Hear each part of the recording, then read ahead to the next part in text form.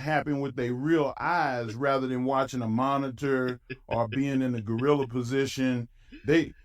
All the boys are watching. And Yeah, he like, I don't want to watch on the screen. I want to see this unfold. Like, I want to see how he's gonna hurt this boy.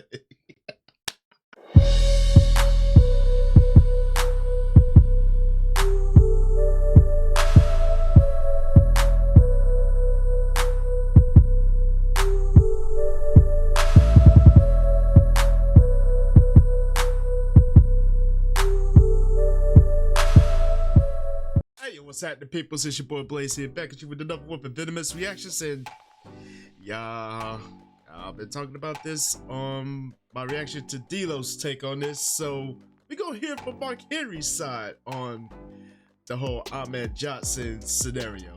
And how apropos is this? Mark Henry destroys Ahmed Johnson. I'm getting the funny feeling that he did not like Ahmed Johnson worth jack. But this should be interesting, and to hear Mark Henry's take on the whole situation. So without further ado, let's get into it.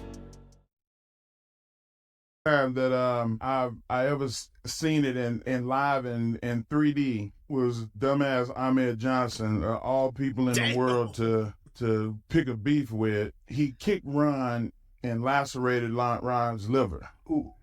And Ron was out for about 9 months. And I'm thinking the whole time, when Ron come back, I feel sorry for this dude. Apparently so. Like, you kick someone so hard, you lacerate the liver? I don't know what a lacerated liver looks like, but I know that sounds excruciating. And this is the part that kills me. Like, you're in the business and you're basically trusting them to keep you safe while you work in the match. But he put his faith into Ahmed so much, he didn't think he would be like, I wouldn't say stiff, but over, well, you know what, stiff would be the proper term for this. But to kick someone so hard that you lacerate the liver, that'll keep him out for about 9 months, I would definitely be pissed too. Like, the hell? Because he gave him his body and he kicked him as hard as I ever seen a human being kicked. Teddy Long was driving the car with me, and he said, "Hey man, you know Ron Simmons come back next week." I said, "Oh man, that's cool." He was like, "Nah, listen, this is between me and you. I live in Atlanta. I talk to Ron all the time. Ron is pissed." And he said that when he come back, he gonna hurt this dude. And I'm like, oh, snap. Like, I couldn't, I'm like, he's like, "Don't say nothing, I'm just letting you know, like, don't be around him because he got heat." I was like, all right, I ain't messing with him anyway. So they get back, and I remember the first time I saw Ron is always like, "Hey, Henry." He walked right by me like I wasn't there. Posted up in the locker room, and I can't remember who it was. Somebody went and sat next to him. Ron grabbed all his stuff kind of in a huff and moved it over into an area where he was by himself. And it was so unlike Ron. He was so angry being back at the arena knowing that Ahmed was coming. I mean, when you're in that mood, you don't want anyone crowding your space. Like, you want to be solo concerto. You want to be by yourself in a certain spot and just try to manifest everything. Because here you are, you're Ron Simmons. You're coming back from, a serious injury like a lacerated liver.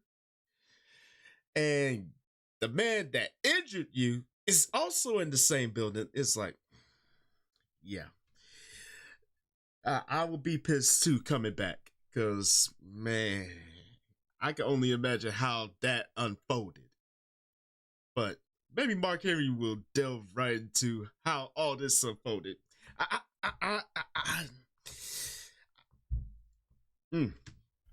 And he was mentally preparing himself for what was about to happen. And I remember looking at the card, Makes sense. and Ron been gone for 9 months or more. And it was Ron Simmons, Ahmed Johnson. And I went, holy yeah, it was a sellout. I remember being a sellout. Refer to what you're talking about a sellout. I'm sure. Okay, so for those that don't know what a sellout, this is not when you sell all the tickets in the arena. I'm talking about when all the boys are standing at the curtain and they're peeking through because they want to watch what's going to happen with their real eyes rather than watching a monitor or being in the gorilla position. All the boys are watching. Yeah, he like, I don't want to watch on the screen. I want to see this unfold. Like, I want to see how he's going to hurt this boy. he gonna hurt him bad. Basically, in Mark Henry's mind, like, you know what? Let me see how this unfolds from my own eyes. And I'm like, oh my God. Yikes. When you say he's gonna hurt that boy, he gonna hurt that boy. And I remember standing next to D-Lo, and D-Lo hated Ahmed Johnson. They had a fight earlier that year, and which D-Lo stretched his ass. He had, Triple H had horrible. Hunter Hearst Helmsley at the time had a run-in with him, and he threatened to beat up Hunter, and he was gonna moke him. And he was like, no, but D-Lo said, nobody's moking nobody. And that's when they got in a fight. But D-Lo was standing next to him. He said, hey, this ain't gonna take long. And I went, like, it was a build-up. And I'm telling you, it was not a lockup. It was a mauling. Ron ran through him. His back hit the ground. Ron stomped on his stomach. And then when he rolled over to try to get up, Ron kicked him in the ribs, broke 3 of his ribs. And I mean, it was like watching a tiger or a lion or something attack some helpless animal in the wild. And Ron pinned him. And at this time, and I'm going to use your analogy, Ahmed Johnson was over as hell during that time. The only person getting a reaction like yours was his. He was that over. 6 months later, done. He got killed off in one night. It was that night that Ron came back and whooped his ass. His run was over. Yo, imagine you're at the top of your game and you're being pushed to the rafters and you wound up being responsible for the injury that could have been avoided. And then that person comes back and all that momentum you had,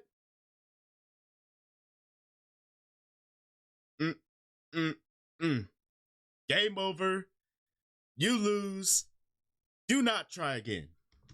And he never was the same. He had to leave. He couldn't be there. He couldn't be there no more. I didn't know that. Oh my God, Ron ran him out the business. And Yo, why that low-key sound like Stone Cold? But I probably should have picked that up right immediately when he said the only person that was getting the reaction just like crowd is on their feet is him. And obviously he was referring to Stone Cold because Stone Cold was getting over also. So I get it. His life of crime started because he wasn't a good enough wrestler to go to WCW and be a player. People carried him his whole career. As you can tell, I don't like him. I never liked him. He was a bad example for a black man. People struggle to get in this business and to try to make a success and try to be equal and to be better than equal, and he was ruining it. And Ernie Ladd told me when I came in this business, he said, Henry, don't mess it up for everybody to look like you afterwards. And I felt like Ahmed was, he did not get that memo.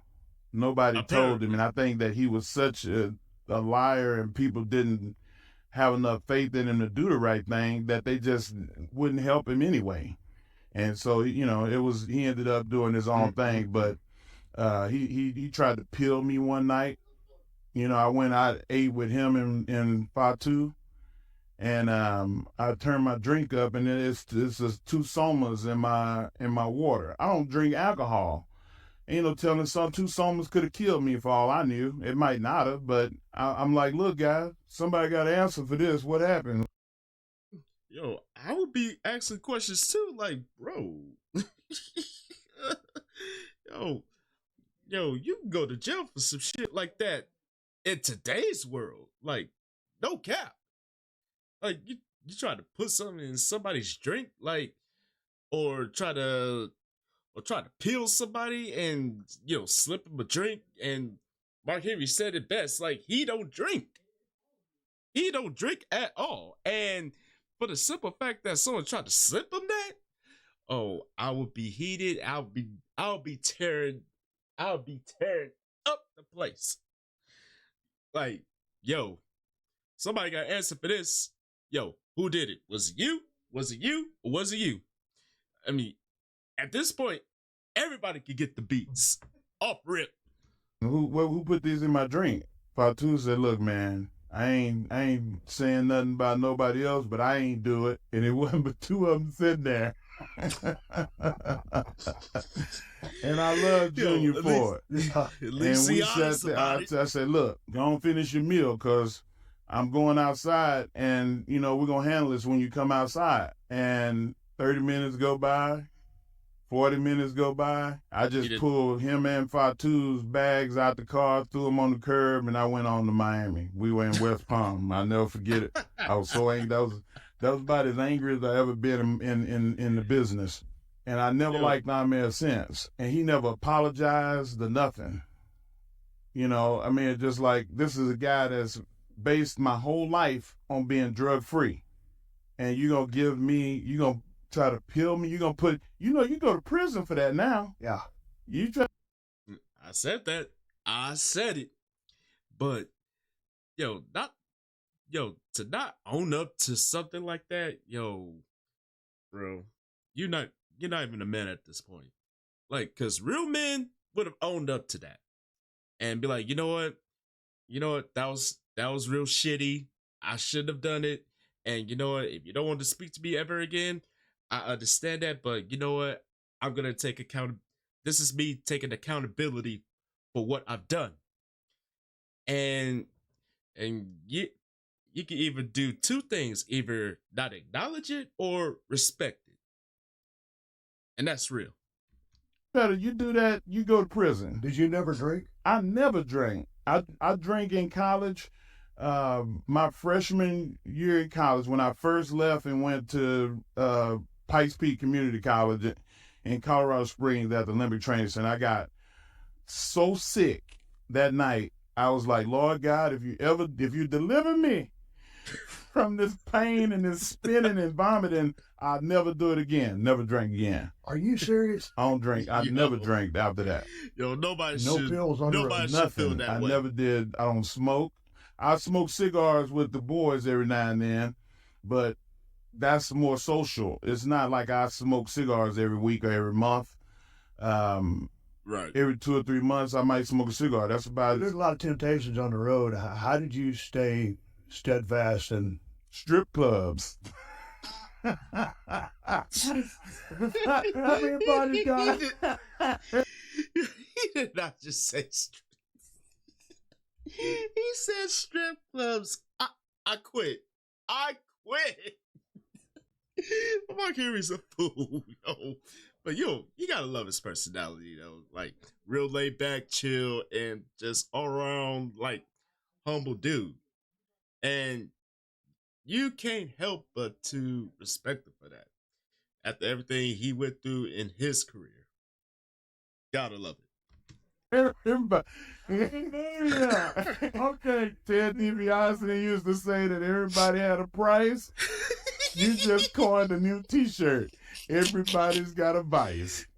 Man, I was a fool, man. Got a price. I used to hit them strip joints, man, them shake clubs. I hang out with the boys. If you spend $5, I spend $5. We had a ball. And then you got to grow up. And, I just grew up and became a family guy. Man, that's awesome. You got to a guy that you didn't like, That and is that guy awesome, has said really. things about me that are untrue. I'm not a fan either.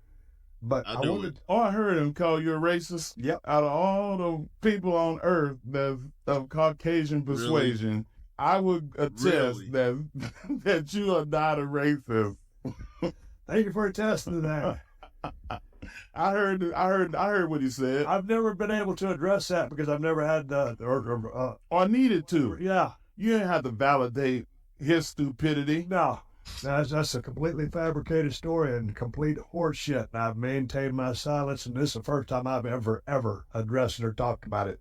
I'm glad we I can understand. because the source that it came from was not valid enough for anybody to believe it.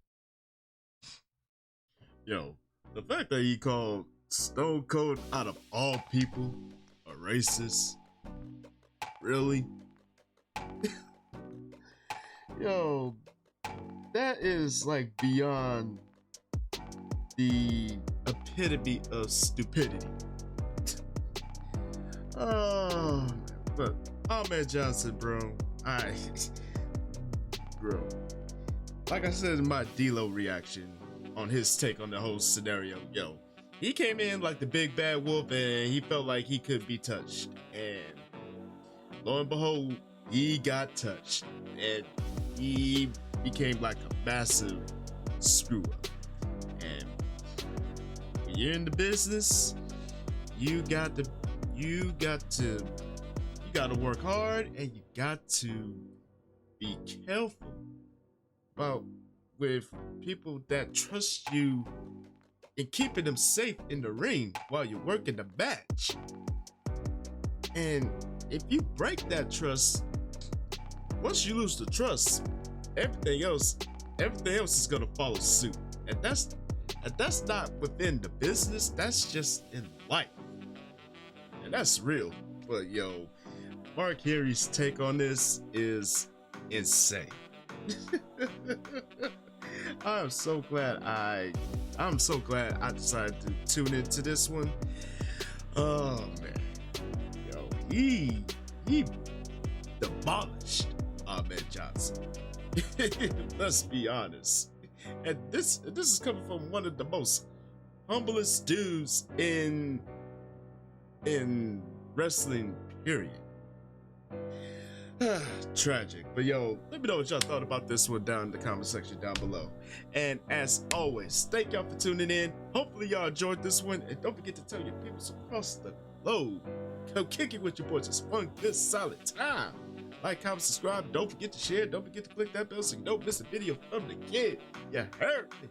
And please feel free to follow me on social media. We're right over yonder. Now this is your boy Blaze here saying Chuck the Deuce, and I will see y'all in the next video. And I'm out.